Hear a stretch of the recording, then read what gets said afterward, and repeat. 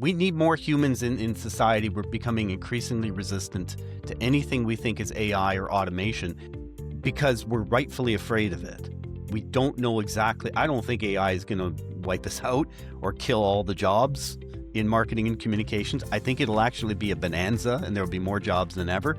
But I get the threat. I totally get the threat. So right now we need more people. If you've ever wondered why your podcast pitches aren't getting responses, I can tell you the answer in 2 words: red M&Ms. You see, most podcast pitches look the same. They sound the same. They feel the same. And to the host scrolling through 7 or 8 pitches a day, they're just another red M&M in a big bowl of red M&Ms.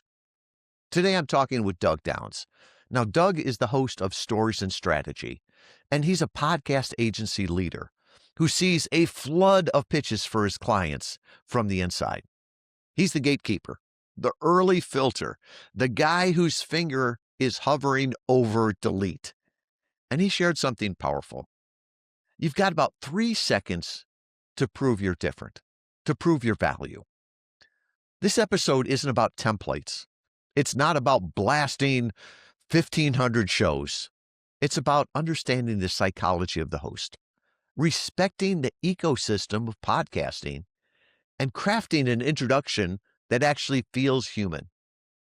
If you want more interviews, better interviews, and long-term relationships with the host, not just transactions, this conversation will change how you pitch forever. Let's talk about how to become that blue M&M, the one that stands out.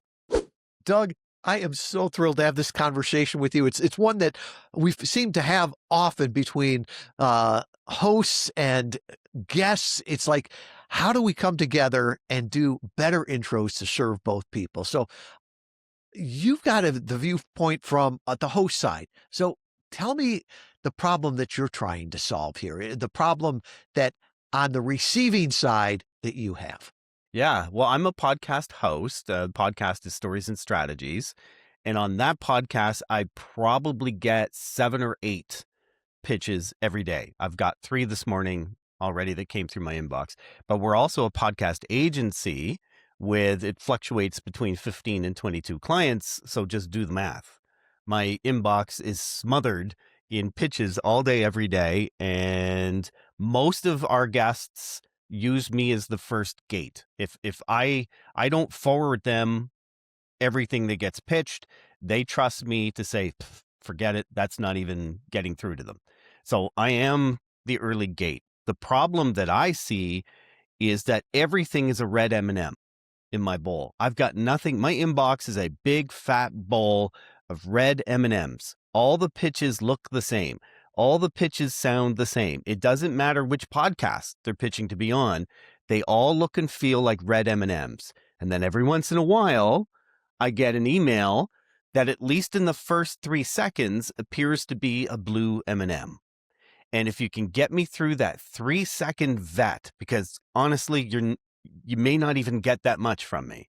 If you can get me past that 3 seconds, suddenly I'm putting my coffee down and I am reading your email with the other part of my brain that is maybe willing to commit some things to memory. So if you're the blue M&M from the outset, I might give you something beyond 3 seconds.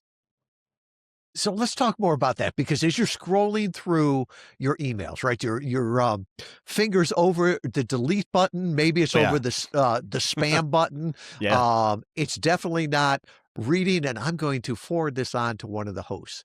What are you looking for to say quickly, this is a red M&M? Awesome. Or that this is a blue M&M? This is something that I want to look at and consider. So a red M&M is an email pitch that without even reading any of the words, I kind of know it's a pitch. And maybe it's that I recognize the email signatory, which that's another issue, is if you keep pitching me red M&Ms, eventually everything from you is a red M&M. And even if you give me a smoking hot pitch, I may not even read it. And usually it's, hey, I caught your recent episode of Rakasaka podcast, And it got me thinking. And then usually they clip something that they got from the show notes. Sometimes they've gone to the effort to block copy the transcript, put it into ChatGPT, and give a sentence that is unique. Well done, because you've probably stretched me. So it's a shade of red, a fleck of red in the blue M&M. But then they'll say, and from that episode, it got me thinking, and inevitably it got them thinking about their client that they're sitting there having to pitch, or their own podcast that they're trying to pitch. And the connection between the two, boy, you've got fractions of a second to convince me there's a connection. A connection should be, not I say the same things or I have the same philosophy. I just did the episode on that. But I have an alternative to what was pitched. Red M&Ms and blue M&Ms be the alternative. Or I have a continuation. I have blue M&Ms that have nuts inside of them. Some sort of extension of it, and show it to me really early. That's where you get flecks of red. The other is, I know your inbox is busy, but I'm reminding you. Or circling back to see just in case if. As soon as I see those reminding me or circling back things, it's gone. I already made my decision. However, subconsciously, I may have made it. I made my decision and I trust myself. You're just telling me, please delete the email that I continue to send. So to me, what makes a blue M&M is if you know me a little better. With me personally, and that's a personal thing. With me personally, I'm big into cognitive neuroscience. If you talk about any aspect of the amygdala or the hippocampus, or recent brain science studies say, you got me past the 3 seconds. And the way you find that out, either is you get to know me, just have a look at the episodes on my podcast. It's kind of obvious I'm hooked on the brain. Or look at my X handle. It's right in my X handle that I'm a cognitive neuroscience nut. That's how you get to know it. I think the easiest way is the old-fashioned get to know the person way. When you block copy the last 10 titles from my podcast episodes, block copy those, put them in ChatGPT, and ask ChatGPT to run a theme check. And if it gives you something solid, pitch the solid. But if it just gives you, as it probably will, gives you something out of ChatGPT, tell me openly in your email, I block copied the last 10 titles of your podcast episodes. I put them through ChatGPT or Claude, and here's what it told me. Well, no one's ever done that. What did it say? What does yours say? Suddenly the fast and slow part of your brain, and you're trying to get me to use the slow part. Suddenly I'm using the slow part of my brain. Or pitch me someone and mention a name that I know. Someone from your team, Liz Brooks, pitched me on an episode with Roger Nairn, who is one of the founders of Jar Audio. I work as a podcast agency. I know Jar Audio. I've never had a chance to sit with Roger. I would love to. And what better way than to bring Roger on my podcast, treat him well, give him some amplification. That's a perfect pitch. And along with that, Liz pitched someone else. Well, as soon as I was hooked on Roger was the blue M&M. Now suddenly that someone else has the potential to become a blue M for me. As you were saying that, it's like I heard somebody the other day refer to it as proof of life in your marketing or in your email, right? Prove to me that this isn't just AI. And so often there's an agency out there that their big thing is that you could pitch 1,500 podcasts in the time it would take to pitch one. And I just look at that. It's like you can send 1,500 more, as you would say, red M&Ms. Well, that doesn't help you. That doesn't help the host.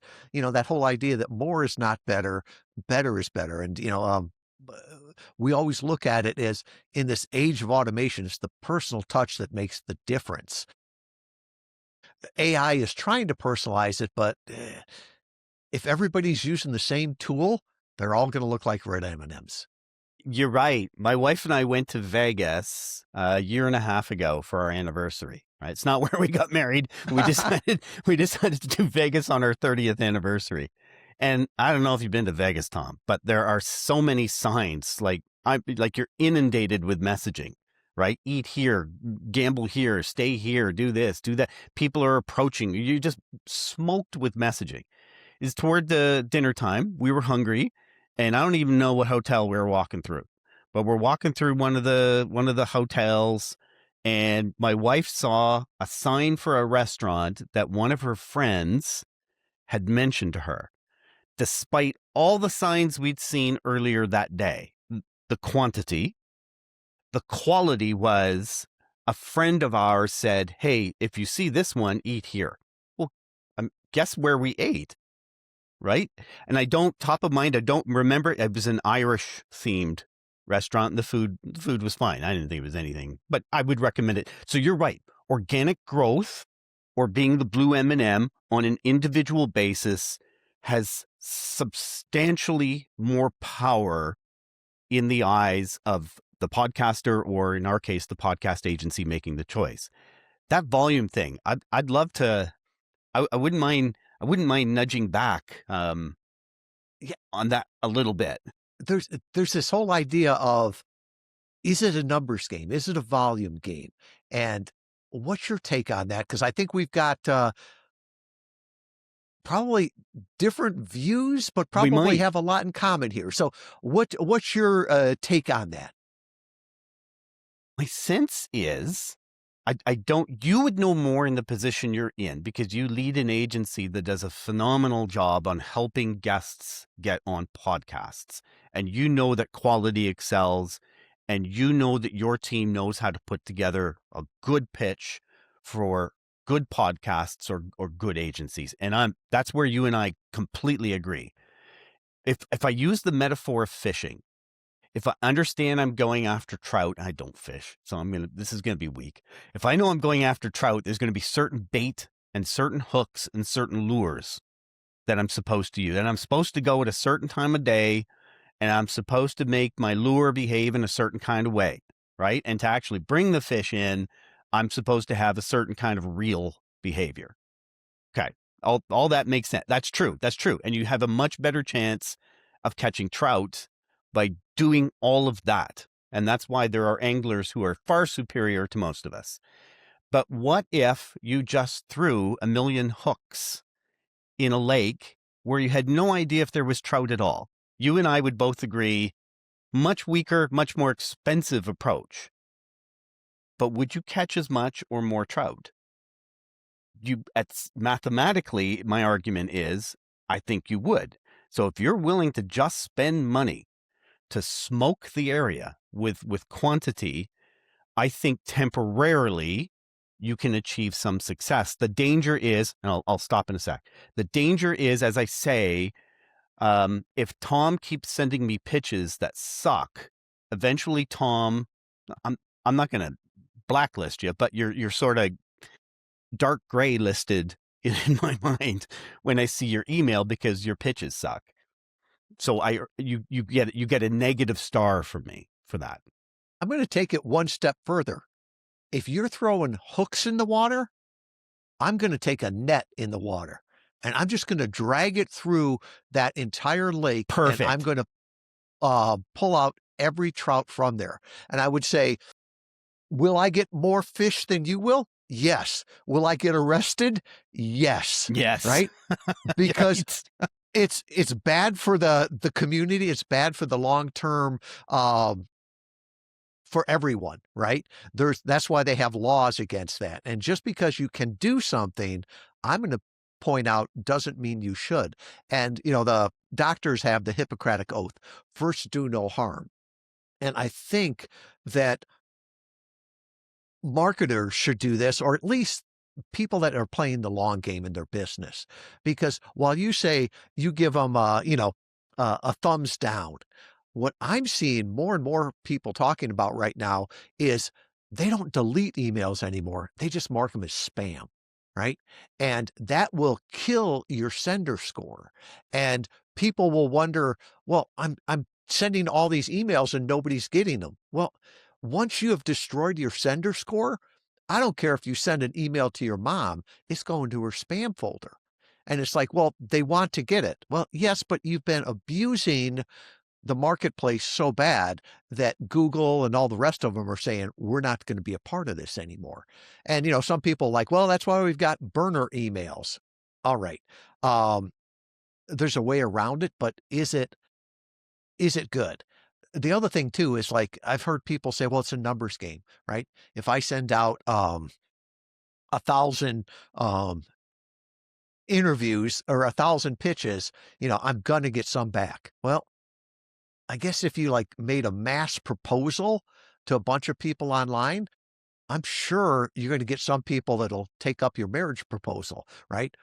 Are they the ones that you really wanted? So is it just a numbers game, or are you looking for the effectiveness of that too? And the other thing that we've seen is that um, there's so many of the emails that are basically black hole at, right? And it never goes anywhere, right? Just fill out the form type thing. And we'll have clients say, can you blind copy me on the emails to the host? And it's like, no, I don't BCC anybody because that's a trust thing. And a lot of times, after you've worked with Liz a couple of times, now all of a sudden you've got her starred and it almost comes up automatically. Or we've got some hosts that say, here's my personal email, right? Just send it to that. And it's like, Hmm. no, we're not going to share that out with everyone. So I always look at it, and our team knows that with every, we refer to them as introductions, not pitches, you're either going to raise the authority and the trust, or you're going to destroy it. So Liz is going to think twice before she, pitches the French mime to be on your podcast, because he'd be such a great guest, right? On an audio only podcast, because you do that and it's like, oh, she doesn't know me anymore. She's using, abusing me.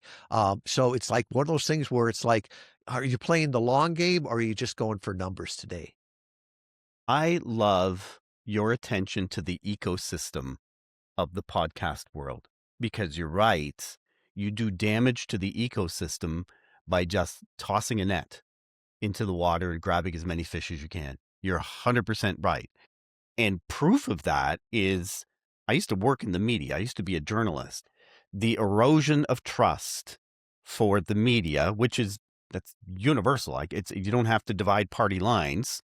You can, but the erosion of trust for traditional media is phenomenal and part of the rise of podcasting.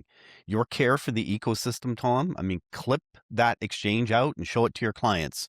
The ones that want to just toss a fish into the water, clip this part out and show it to them, because you have to care for the ecosystem. And not getting into politics, but I'm more of a libertarian, right? I don't want government regulation and everything, Right. but podcasting is still, the wild west out there. There's not a lot of control, and I look at it as if we don't control it ourselves, somebody else will, or we're gonna mess it up for everyone. And I think Yeah, we need marketers to. have a bad reputation of that, right? We took billboards and we turned them into site pollution. We took phone calls and we turned them into robocalls. We took email and turned it into spam. We don't want to do the same thing to podcasts. And we disinform as marketers. There's a famous marketing slogan that 93% of all communication is nonverbal. Explain podcasts to me then. It makes no sense that a podcast, when we just looking at the episode art for half an hour.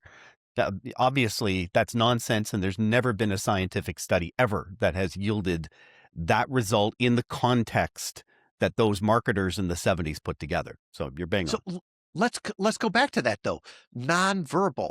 Um, if you're just sending an email, how do you do something that's nonverbal, or something that stands out that I love your analogy there, that causes you to stop from, oh, it's another red M&M, and stop Yeah. and look at it? Is there anything that you've seen in there? So I see emojis, and I had an abhorrence for emojis early on, and I've warmed up to them, because the way I see emojis is, okay, that's an appeal to the left and right side of the brain. The emoji is clearly appealing to the nonverbal, emotional. So I think that's my right side, the artistic side. Cool. This is someone who uses emojis. I'll get some emails that are a video pitch, and it's just the pitcher who's recorded themselves for 20, 30 seconds. The negative is if I don't know them, I ain't watching it. There's nothing going to pull me into it. You're asking, it just feels like more of my time to watch the video. And they usually send it on Loom or something like that. But if it's someone like if Liz sent to me, I may not watch it that day because I got stuff going on. But you know what? I'm not deleting it. I'm going to go back and see what Liz has to say. And that has a person. So video is possible. I don't know. I'm so surrounded by red M&Ms. It's hard for me to say these are the blue ones because they break the pattern. They don't have a pattern to them. It's something interesting there unique. too. It's like, as I listen to this, if somebody was actually listening to your interviews, the best email to you would start with subject line, stop, blue M&M. And the first thing under the hi first name would be a picture of a blue M&M, right? You're going to read the rest of that. And the thing is that somebody else would be like, I'm allergic to blue M&M. So I think some of Right. it is knowing what the person is. Like I can think of, some people like longer emails. Some people like shorter emails. Who are those Some longer email people? That's amazing. Some of them like attachments. Some of them are scared to death to click Open. on an attachment. Yeah. Yeah. No, so for me, shorter. But if it's bullets, I'm cool. That's my thinking. Yeah, but yeah, I guess there must be people who like long emails. I probably don't hang around in those circles. But if everybody sent me a photo of a blue M&M, that would become the red M&M. It's like as soon as you attach pattern to what I'm identifying as that unique pattern breaker, as soon as you attach pattern to it, it fits a pattern, and I start resisting it. That's the yin and the yang. And the other thing too is it's I think tough sometimes when you're just reaching out once. It becomes a transaction, right? I don't Yeah. have the time to get to know you, all the rest of this. And we always say we appreciate the no's as much as the yeses. Tell us where we missed the mark because we can get better with that. And once you get to know someone more and more, you realize they don't like attachments. Or I can think of one client, he's a host too, love him dearly. He's got ADHD and everything else. And he's told us, if you're going to ever ask me a question, ask me one question per email, or better yet, send me a text, but only one. So if you're introducing two clients, I'm going to say yes, and you won't know which one it was too, right? Because I got confused in that. So trying to make it so it's easy for them to consume it. My mind is still spinning on how you can stand out. The other in getting to know me is just reach out and say, hey, listen, I'm a podcast pitcher. I work for this agency. Rather than smoking your inbox, do you have 15 minutes to Zoom? Just let me know, or can I dip into your Calendly to book a quick Zoom? Ice broken, because I will. I'm not someone who just says no.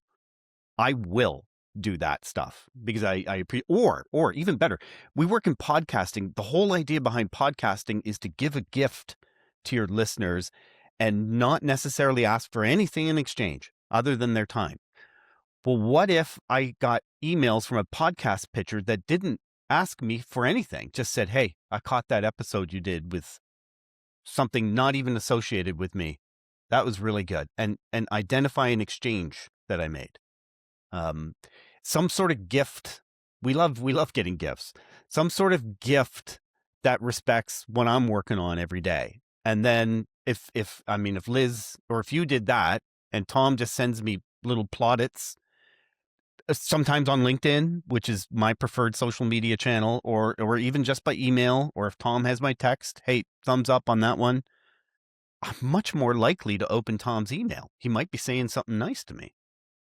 And that's one of the things that we found. Like we were just at Podfest going down there and actually Yeah. meeting a podcaster takes it to an entirely new level. But Hmm. the first thing you do is don't start with a pitch, right? Reach out, see what they're interested in, how they want to be connected, all the rest of that. And some of them will blow you off, but the vast majority of them will realize you're trying to help them start that conversation and try to add value there. Something we did years ago, and we don't do it anymore because ratings and reviews are not as important in the algorithm anymore. But No, quite right.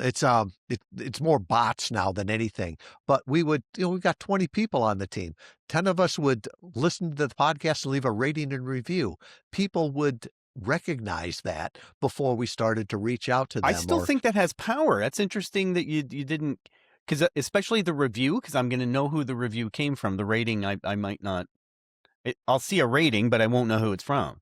yeah, the problem became, and even Apple has said this, bots have gotten in there so much that, you can go out and hire a company to get you 200 reviews tomorrow, and they all look like bots. So that one, or like we've got it so Liz is your person, right? We got 20 people, but not everybody's reaching out to you. So I can guarantee you that there's probably a list of favorites on LinkedIn or something like that, and she's Hmm. more likely to see your content than other people. So it's that idea of how can you build that relationship with the host or the producer or something like that, and looking at it as the long game. And that can be really tough if you just, you're the marketing intern at the company. You've one time you're going to reach out to them, or you're trying to reach out yourself, right? It's hard to do a long-term relationship on, one transaction.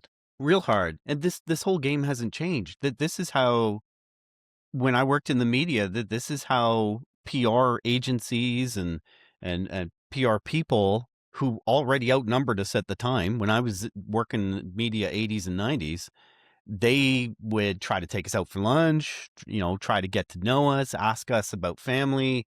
And that was cool. That is when they were genuine about it. When they were salesy about it, I was a bit more prickly and all that stuff. And don't tell me what, because this happened to me in journalism. Don't tell me what the story should be. You know, make your pitch, but then once I'm saying, okay, I think we're going to do something on this, like that's it. I now have editorial control, and I'm going to take it where I take it. And trying to control that part, because as a journalist, I had that happen numerous times, and that's a real fast backfire, especially because I got to the point where I was a more veteran journalist. The younger journalists maybe can get away with it. That young marketing person, though, yes, you're right, because their email comes across as cold, but the advantage they have is their youth. They're going to think of the blue M&M, because as we get older, we fall into our patterns, our heuristics, right? To go back to brain science. And what are we familiar with? And I happen to subscribe to the philosophy that technically there is nothing new in this world, that it's all kind of been done before. Even the unique, brand new, never been done before ideas. Actually, yeah, they have. Yeah. Somebody did that long time, right? It's all just a wheel that keeps getting, but the young people will think of these ideas and they have an appeal, especially to the older pitch podcast agency or podcaster, because they can ask more questions.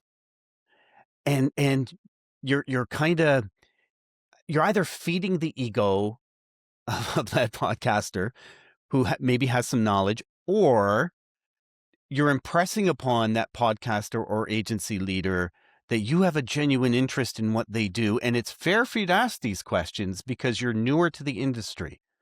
That you are the sponge that's soaking this up. And old people like me, we adore that, because you want to coach them to respect the ecosystem. That when someone says, let's just throw a fishing net in the water, Tom has to point out, yes, that that'll pull in a lot of fish, but those fish won't be there next time, and you're killing the ecosystem. Well, you used an analogy of a podcast as a puppy, and I love that. Ah, Can we jump yeah. into that a little bit? Because I think if you start with that framework, you make better introductions. Gosh, yeah. So your podcast, if as a podcaster, your podcast, I'd say about a year in. I think at first when you're first starting to build it, it probably doesn't have that personal resonance. You're looking at it to say, what's it doing for me? But after about a year, and if you've had it for 4 or 5 years, it's what can I do for it? It's becomes, I won't say my child because I have kids, and I think there's a bit of holy ground there, but it's the next best thing. It's like my puppy. It's precious. It is sacred. It's like my child. And if you're pitching to be on my podcast, which I need guests, there's no doubt about it, but I can go find guests, but I do need good guests because I have an interview based podcast. You're offering to feed my puppy. You're offering to look after my puppy while I'm at work. Who are you? What do you think you're feeding my puppy? How are you going to look after have you looked after my puppy before? Do I know you? Why are you doing this? That you're going to get all those emotional reactions from any podcaster, even a financial analysis podcast that's supposed to be cold and dry, right? That's their puppy, man. It's deeply, deeply personal. And if you come on my podcast, because I think this is one for me, because you have a good story, a good hook. And I'll tell you what I think the hook is. As you and I did before we started recording, you started explaining, here's kind of where I want it to go. It's up to me to respect that as a guest. Otherwise, I'm feeding your puppy things that we didn't agree upon. And you will never, ever, ever trust me around your puppy again. And you will pull your puppy away mid-episode and stop me from the episode will be shorter. You'll pull it away and keep me from doing that to your puppy. It's so sacred. Or the recording will get lost, right? That thing that people don't know. Oh, sorry, got lost, never went live. I love Yeah. that analogy because I think so many people, to use your analogy there, you know, dear first name, I just wrote a book, have a new product, something like that. I would like to use and abuse your puppy. Oh my God. Here's the link. Can you imagine? Yeah, I've just created this new dog chow, but really hasn't been out on the market very long, and it's not government approved or anything, but I'd like to feed it to your dog. Yeah. And No? or even that going with the analogy again, how did you treat the last podcast that you were on, right? Because you look at the databases, right? And if you've been on 4 podcasts, you did the same interview on each one and you didn't Right. promote any of those, well, Right. if you didn't respect their puppy, what makes you think you're going to respect my puppy? And the flip side is if you did a great job there, guess what? Podcast hosts know podcast hosts, and they're going to tell them about it. That promotion thing is a big deal. I should have mentioned that. If subsequent to the podcast publishing, please don't just repost the link to my LinkedIn post that tagged you. Don't just repost that and say, yeah, this was good. This was fun. That's not what I'm looking for. We'll give you the materials, create a unique post to your audience. It could well be that part of the reason I had you on my podcast was I think you have audience that I want to reach, right? That's a business exchange. So I do have some guests, not podcast pitchers necessarily, but guests who I repeatedly come back to because they post more than once. Can you imagine, Tom? More than once about their guest appearance on my podcast. Yeah, and it's unique individual stuff. They put it in their newsletter, and it's not enough to just do that stuff. They have to tag me so I can see it. You got to POP it. You got to proof of performance it. I love that. And it's like this whole thing of everything you said there is about being more human, right? Treat the You're bang podcast as on. a puppy. Give me what I want, the blue M&Ms, not the red M&Ms. We need more humans in society. We're becoming increasingly resistant to anything we think is AI or automation because we're rightfully afraid of it. We don't know exactly. I don't think AI is going to wipe us out or kill all the jobs in marketing and communications. I think it'll actually be a bonanza and there'll be more jobs than ever. But I get the threat. I totally get the threat. So right now we need more people. You have to prove that in every interaction. I think that's why conversations like this are so powerful. Yeah. Yeah. I still love your take on the ecosystem. That's my takeaway here. That's my human takeaway. Excellent. Well, Doug, where can people find you? Like, what's the next step if they want more of Doug and the wisdom? Stories and strategies. If you look up strategies and stories, we may not come up in Google, but just stories and strategies. If you Google that and punch in podcast, and you're guaranteed to get to us. That's the quickest way. Well, I appreciate you. What's ordinary to you is amazing to others. I hope people got a whole lot of wisdom from this. I hope you and I stay in touch. I'm going to look you up on LinkedIn, Tom, and make sure that you and I are connected. Definitely. Thanks, Doug. Thank you. If your pitch feels transactional, automated, or mass-produced, you're just another red M&M in a bowl of red M&Ms. But when you show that you've done the work, that you understand their show, their audience, their themes, and that you offer something that genuinely extends or even challenges the conversation, you become that blue M&M that stands out. So here's your action before your next pitch. Instead of asking, how can I get on more podcasts? Ask, how can I serve this specific host and their audience? Listen to a few episodes. Look at the platform. Find the angle they haven't explored yet, and show them quickly why you're the continuation, not the repetition. Podcast interview marketing works best when it's relational, not transactional. Respect the ecosystem. Respect the podcast. Protect the puppy. Be human. That's how you get invited and invited back.